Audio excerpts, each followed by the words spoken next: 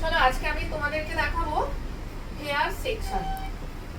Hair সেকশনের কতগুলো ভাগ আছে, কত রকম ভাবে আমরা হেয়ারকে সেকশন করতে পারি, সেইগুলো তোমাদেরকে আজকে দেখাবো। তো প্রথমে দেখো, এটা ধরো আমাদের মাথা। এই যে এইভাবে যে লাইনটা টানছি, এই লাইনটাকে আমাদের কি লাইন বলা হয়? কি লাইন বলা হয়? ভার্টিক্যাল। Vertical section. বোঝা গেছে? লম্বা লম্বি লাইনটাকে কি বলা হচ্ছে? Vertical section. আচ্ছা, এবার দেখো, আমরা যে এইরকম ভাবে হেয়ারকে সেকশন করি তো, হ্যাঁ বলো, এরকম ভাবে সেকশন করি তো, এই সেকশনটাকে বলা হচ্ছে কি? হরাইজন্টাল। Horizontal section. বোঝা গেছে?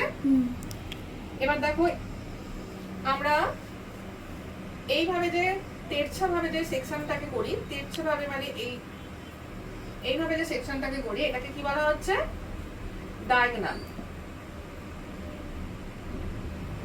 Diagonal section. হ্যাঁ, ডায়াগোনাল সেকশন। এই ডায়াগোনাল সেকশনটা যেহেতু আমরা উপরের দিকে টার্ন নিচ্ছে, সেটাকে বলা হচ্ছে ফরওয়ার্ড। Diagonal forward section. বোঝা গেছে? একই জিনিস আমরা ডায়াগোনালি টানবো। ডায়াগোনাল যেটা আমরা নিচের দিকে টার্ন নিয়ে টানছি, নিচের দিকে টার্ন হচ্ছে, সেটাকে বলা হচ্ছে ডায়াগোনাল ব্যাকওয়ার্ড। Backward section. বোঝা গেছে? সব শেষে দেখো, আমাদের মাথাকে যদি, মাথার হেয়ার গুলোকে আমরা যদি চারটে ভাগে ভাগ করি, আমাদের মাঝখানে পয়েন্টটা কি আসছে? ক্রাউন। ক্রাউন আসছে তো।